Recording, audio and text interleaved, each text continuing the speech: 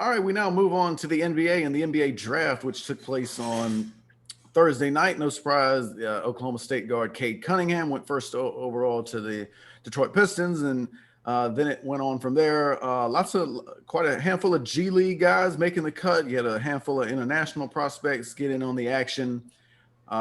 Drink, what stood out to you in this NBA draft? Well, let me tell you what stood out to me, and it wasn't a draft pick. I got to give a shout out to Adam Silver and the NBA, man. They put on a classic picture perfect production for the young man by the name of Terrence Clark.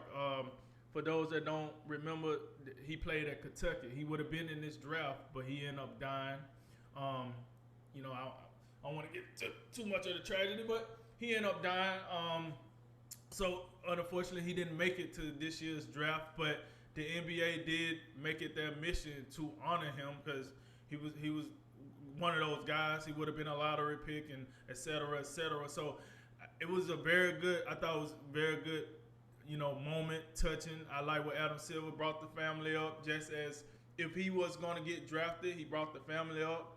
They threw on some NBA hats. Did they photo things? So I really, really, I know I was really proud of the NBA. I really respect that they did it. They didn't have to do that. Like at the end of the day, they could have just been like Terrence who and kept it walking. But what I'm saying, I appreciate that. Now that was the most exciting moment of the draft for me. Now as far as players getting drafted. Listen, shouts out to Nate Oates. You know what I'm saying? We got us another lottery pickup in this thing. Josh Primo went over to the Spurs, so I gotta give him a shout out. He making us look good in the basketball realm just as well as the football. So I had to show some respect there. We know Cade Cunningham was gonna be the number one pick. I think they leaked that hours before the draft, so the draft actually started with the second pick and then so on and so forth. But you did mention something in the lead-in that I did want to say. Listen, it seemed like the G League is gaining some steam with these players coming out of high school and going to play in the G League, or that for overseas. College basketball might want to start paying attention to this because it seems like every year we got more of these teams we can't pronounce. Every Yes. year we got these G League teams. It's getting more and more. And I'm seeing a lot less of Duke and Kentucky and Kansas and Villanova and Gonzaga. Gonzaga looking pretty good in this draft, but you seeing like a lot less of them. So I think come here in about 3 to 5 years, we're gonna see a lot more of these international teams that we don't know where the hell they at, and we're gonna see a lot more of G League teams. So that was another takeaway I took. But hey, man, to be honest with you, look, I was happy for the players, man. I see the players that go up there. They was happy to be back in the element of with the second pick.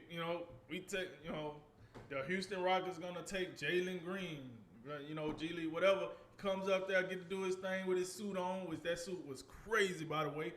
Getting there, do his thing, shake the commissioner hand, take his pictures. I'm glad we're back to that element instead of the whole Zoom thing and people partying over Zoom and yeah, woo. I like that. So I would say those are probably my biggest takeaways from that. What say you? A couple things that stood out to me outside of the the G League and the international piece. I really thought there was a couple teams that I thought made out pretty well. Obviously, we know Orlando's been a team we kind of looked at and just laughed at the entire offseason. Good luck to whoever gets that job. But I mean, Right. I think they had the fifth and eighth pick in this draft. They get Jalen Suggs out of Gonzaga, the hero in the national semifinal with the half court heave or whatever it was, and also Franz Wagner out of Michigan. That's you could do a lot worse probably, than that 1-2 combo.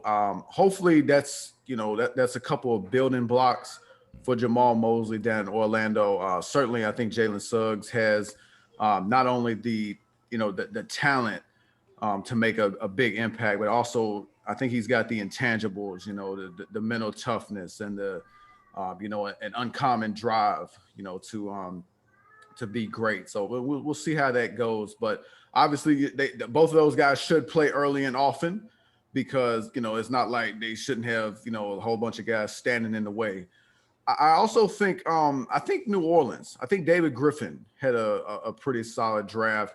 I'm looking at Trey Murphy out of Virginia. This is a guy who, really got great measurables. I think he's about 6'8", long, slender, got looked like a classic 3-and-D player. Shot threes at a great clip of Virginia, and also just got looks like got the potential to almost in the mold of another DeAndre Hunter, and he's an above the rim athlete. So I think he could be very interesting for them. And Herb Jones out of Alabama, early in the second round. Herb Jones last year was a guy who came on strong, really got a great all-around game. Also got great size, should be a plus defender.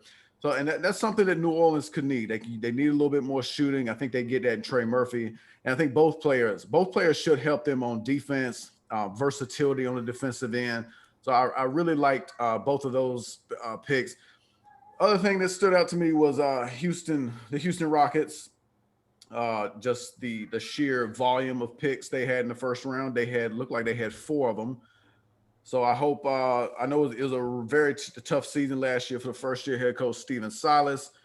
I really hope that some of these guys make an impact for him, because I think Stephen Silas is a good coach. I think he came over from the Dallas Mavericks.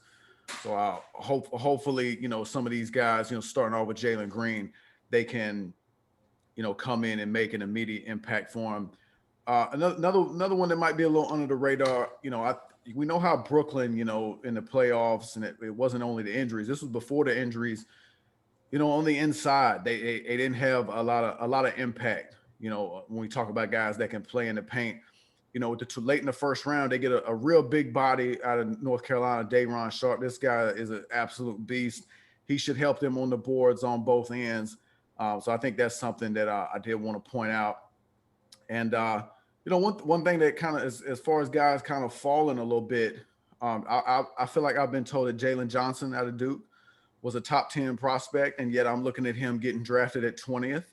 I just found that to be a little bit interesting. But, look, the guy obviously has a lot of talent, and he's going into an Atlanta team that I think this is a guy you could see in the rotation early on, helping out, switching out a little bit with John Collins perhaps.